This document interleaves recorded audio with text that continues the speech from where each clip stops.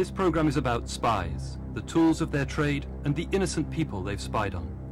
Tonight we name the European state which has spied on this retired RAF wing commander, which has spied on Scotland's leading trade union official, which has spied on this 93-year-old widow, which has spied on the Pope, and which has used futuristic technology to snoop on its closest allies and on its own businessmen. All this is the work of British intelligence. Tonight on World in Action, a glimpse of the secret state. We show how Britain's secret servants are beyond control, sidestepping the law and invading our privacy. Everybody, or everything rather, is a target. It has to be, actually, because it's simply sucked into this machine. More than 30 former officers, many of senior rank and long experience, have told us of their concerns. And so has this man. Until last year, Robison worked in the nerve centre of British intelligence. He was so shocked by the abuse of power which he witnessed there that he has decided to speak out publicly. I felt that I was sitting in the middle of something that really smelt quite immoral. I felt that quite a lot of it was to do with the way in which government, once it has the access to the means of obtaining information, became information hungry and obtained information about a great deal of British life and indeed broader than that, that really was not strictly necessary and not really to do with defending the realm.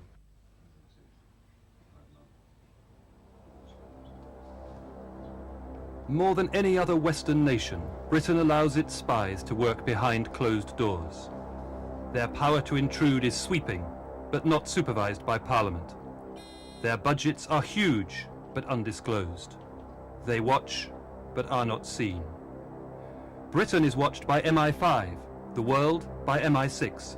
Most pervasive is the eavesdropping agency GCHQ, with listening stations around the globe. These secret agencies feed their intelligence up to the second floor of the Cabinet Office at number 70 Whitehall.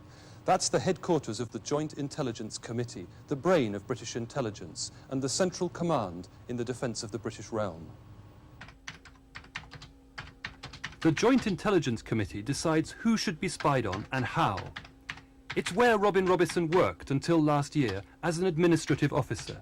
Every day he sifted top-secret intelligence. He sat in on the weekly meetings of Britain's security chiefs. But for Robison, its work often seemed to have very little to do with defending democracy. In practice, the security and intelligence services were operating in a way which was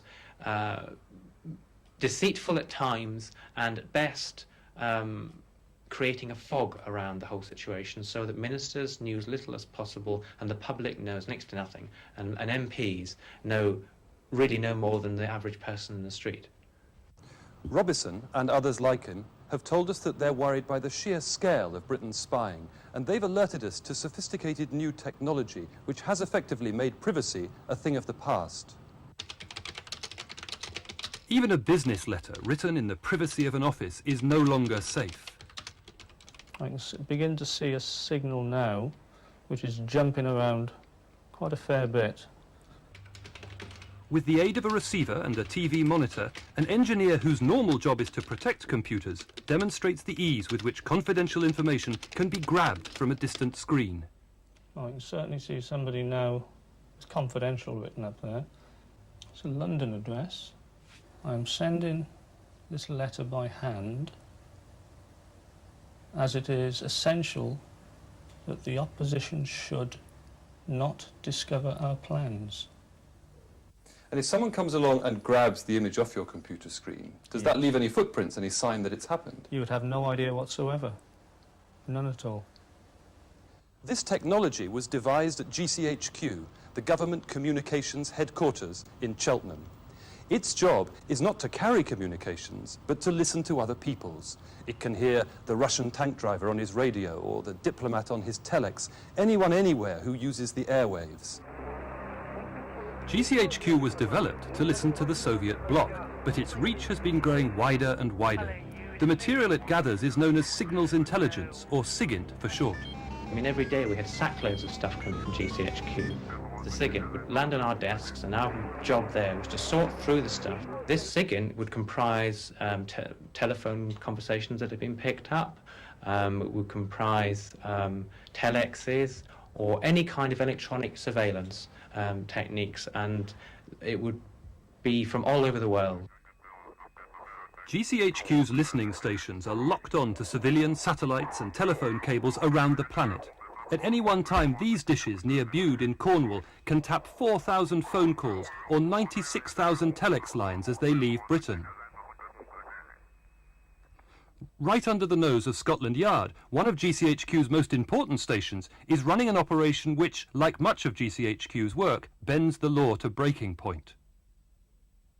This anonymous red brick building at number 8 Palmer Street secretly intercepts every single telex that passes into, out of or through London. Thousands of diplomatic, business and personal messages every day.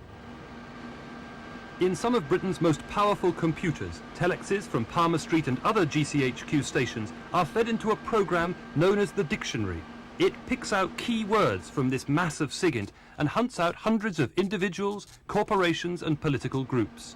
According to the law, GCHQ can intercept a telex only with a specific warrant. It has no right at all to take every international telex in London. But it has constructed a loophole in the law, literally, up on the 4th floor. There it has hired a small group of carefully vetted British Telecom employees to monitor the dictionary. The sole purpose is to pretend that GCHQ has never really intercepted this material at all. British Telecom people up there are a very big secret. I mean, it's nothing to do with national security. It's because it's not legal to take every single telex. And they take everything, all the embassies, all the business deals, even the birthday greetings. They feed it into the dictionary. They reckon that by putting the BT people up there, they could make out that they haven't got their hands in it. This legally dubious new technology has powerful uses. GCHQ can track terrorists, drug dealers and serious criminals across the planet. But the Joint Intelligence Committee has also turned it on a range of targets who represent no threat. Their privacy is being invaded without any apparent legal or moral justification.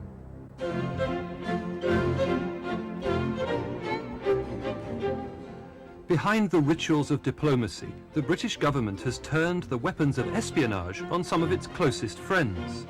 We've been told that GCHQ's dictionary is routinely programmed to report the communications of King Fahd and the Saudi royal family, and of the Sultan of Brunei, one of Britain's wealthiest allies, and of the Pope.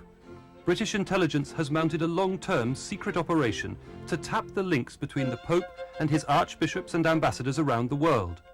GCHQ has even cracked the Vatican codes in search of useful tidbits.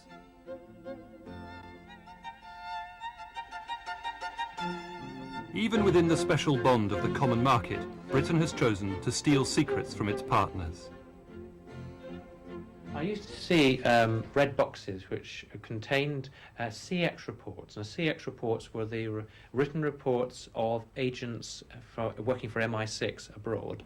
And these used to come in from European countries as well as further afield. And some of these European countries, thinking of France or Germany or Italy or Spain, and in particular Brussels, where of course you've got the EC. When an intercept arrives at GCHQ, it's given a trigraph, 3 letters, to denote the type of intercept. FRD, French diplomatic. ITD, Italian diplomatic. SPD, Spanish diplomatic.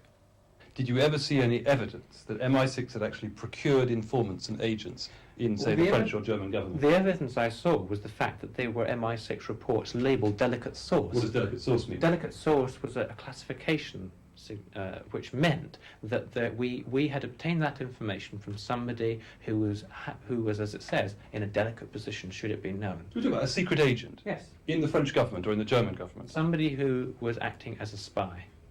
The idea that GCHQ doesn't listen to its friends is crap, as is the idea that it doesn't listen to its SIGINT allies. We do it, they do it. What about a close ally like Ireland? We had reports in Ireland. We certainly heard a lot through MI5 and MI6, but then you might expect that with terrorism. But I mean, for example, the CIA hit somebody in Dublin, and we heard a bit from them. Do you mean they had an agent, a secret? Yeah, person? that's right. Somewhere in the Dublin government you're talking about? That's right. Our industrial strategy is a strategy for an enterprise economy, for setting industry free to prosper with laws to guarantee fair competition here and in Europe. But Britain has routinely tried to steal an unfair advantage through commercial espionage.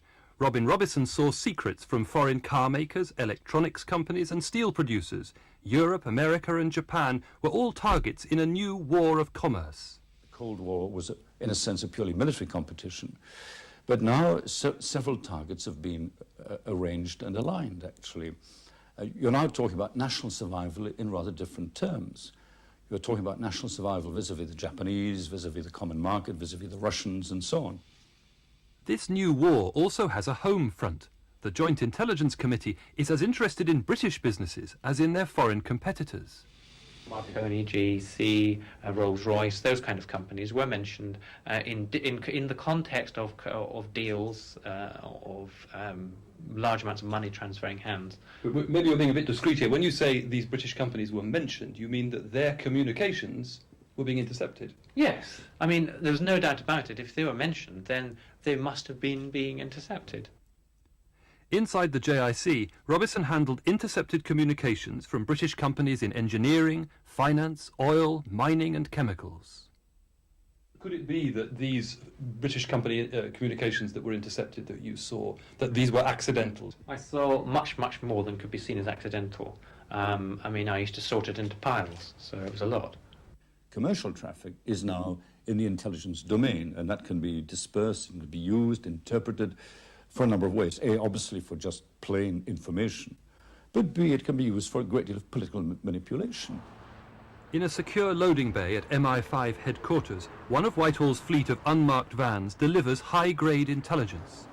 These vans feed a secret network of contacts which British intelligence has established in almost every department of government. They go around the obvious places like MI5, MI6, GCHQ, Parliament Street, and also the Ministry of Defence, Foreign and Commonwealth Office, the Palace, the Houses of Parliament, but less obvious places too, like the Department of Trade and Industry, Transport, the Bank of England, and the Export Credit Guarantee Department. This mixing of intelligence and commerce has vast potential. Governments could try to undermine the economies of vulnerable nations or tip off favoured companies at home. The British government has started to use it. The JIC leaks it out under its cover name, Secretariat F, or by laundering it through the Department of Trade. This businessman has travelled the world trading in foodstuffs. Secretly, he was also an agent for MI5, who rewarded him with commercial secrets. Over Russian intentions on international trading, what prices could be acceptable, certain people to contact within the Russian foreign trade ministries who would help. At first, he earned his secrets by giving MI5 gossip about Russians he met. Then he was asked for a different kind of help.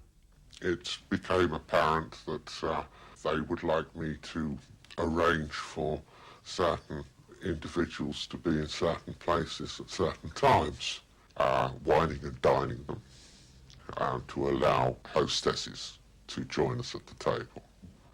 And with the basic idea of a couple of them ending up back at the girls' flats, and the fun and games being filmed, which would be used for either turning somebody round, becoming a British operative, or to shut somebody up. His reward for these nights on the town? Further leaks of sensitive business information.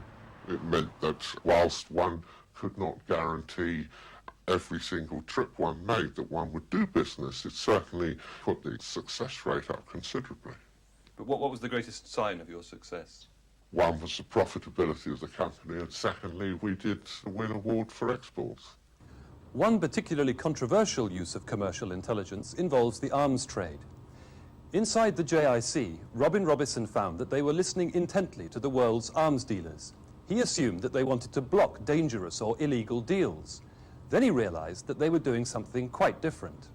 And we saw the details of, say, for example, a deal between Hungary and Yugoslavia, or Czechoslovakia selling explosives abroad, all these kind of things. And this would then be passed to DESO, the Ministry of Defence, or to the Export Credit Guarantee Department in the city, who would then help finance deals, arms deals between... This is the complete reverse of arms control. This is promoting arms sales. It is. I mean, it's helping our companies get in there, knowing the price, knowing who to go to, knowing what the other people are wanting, and to me it is an improper use of the intelligence and security network. Britain's defenders are now spying not only on their friends and their salesmen, but also, we have found, on their own countrymen. We produce regular weekly lists. There's a traveller's list for people who go abroad. That's a businessman, a peace activist, NCCL once or twice. That's compiled partly from visa applications which were all picked up at Palmer Street. There's a contacts list for people who are in touch with various foreign countries, like the Soviet Union. Now, it's got subsections on trade unions and peace groups, sometimes MPs. Now, that tells you the caller, the person that they've called, and what they've said.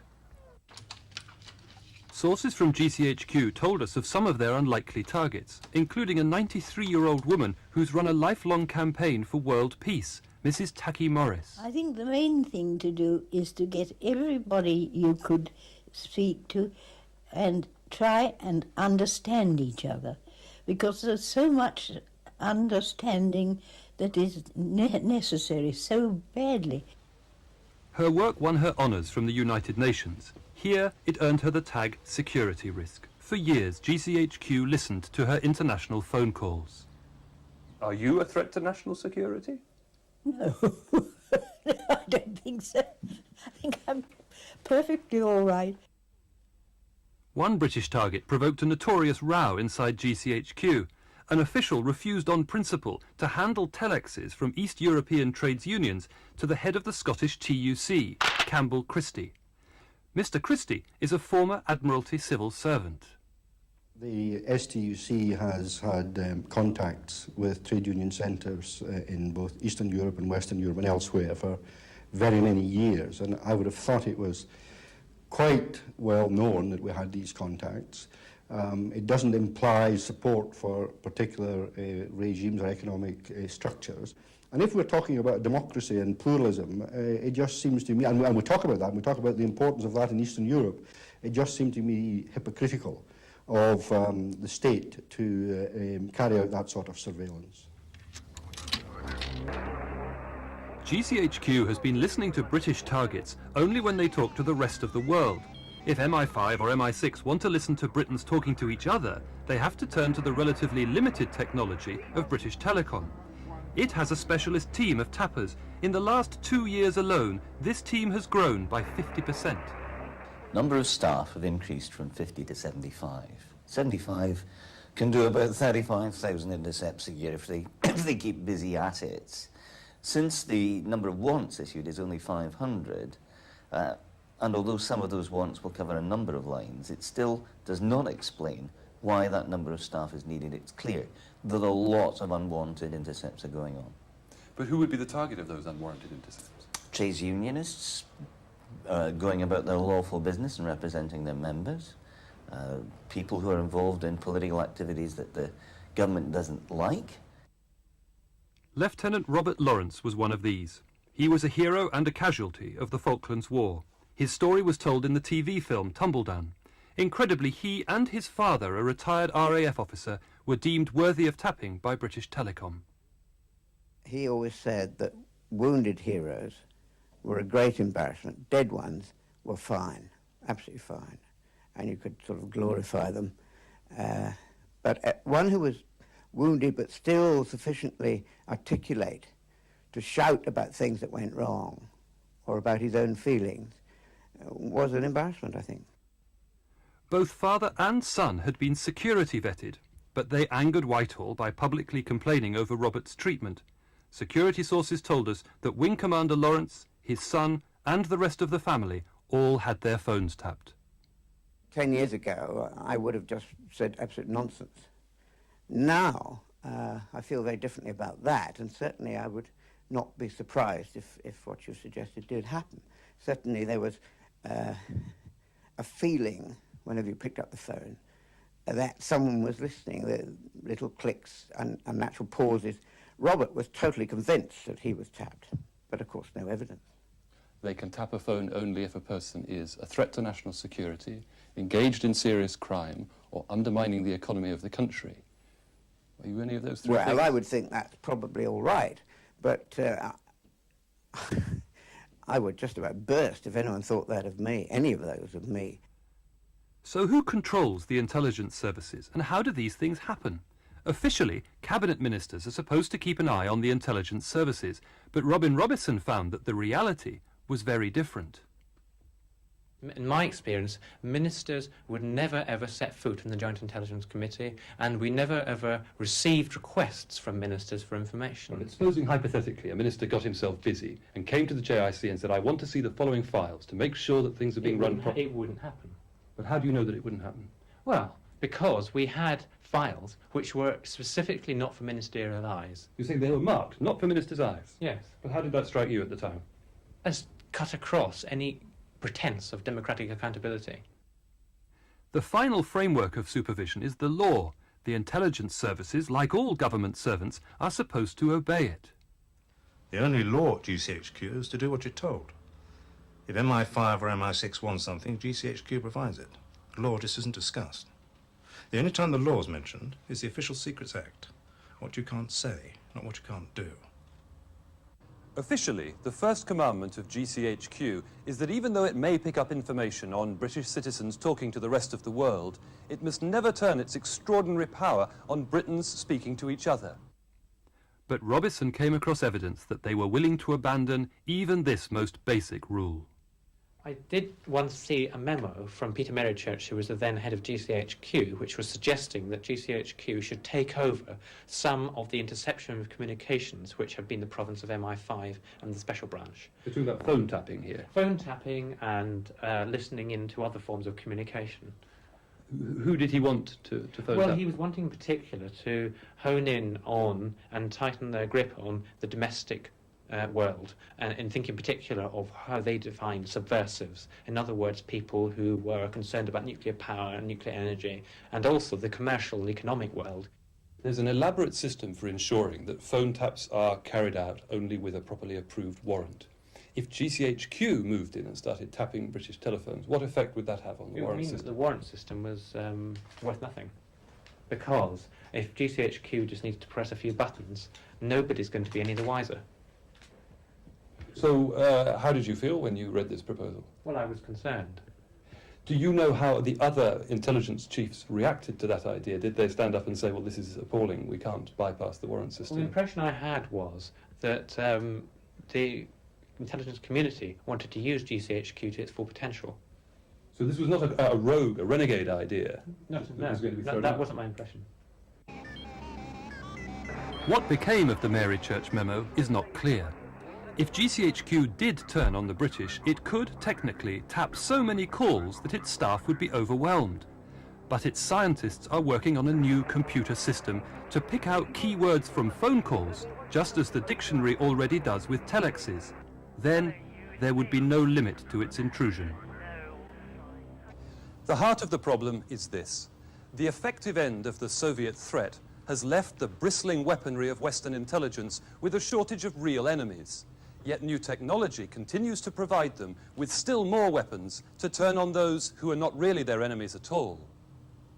They are benevolent in many respects, but they have a great potentiality for malevolence and for mischief and for a kind of, ultimately, electronic big brother. I mean, not a big brother, a very big brother indeed, if I may say so, big and getting bigger. What are you hoping to achieve by speaking out like this? Well, I feel and hope that speaking out is what is needed, because were everybody to remain silent, we would have no impetus for change. And I feel that it is not wrong to speak out about structures and systems which are not damaging to national security, but purely pointing out to the British public the way in which our governmental system is operating in quiet and secretive ways, unbeknown to them.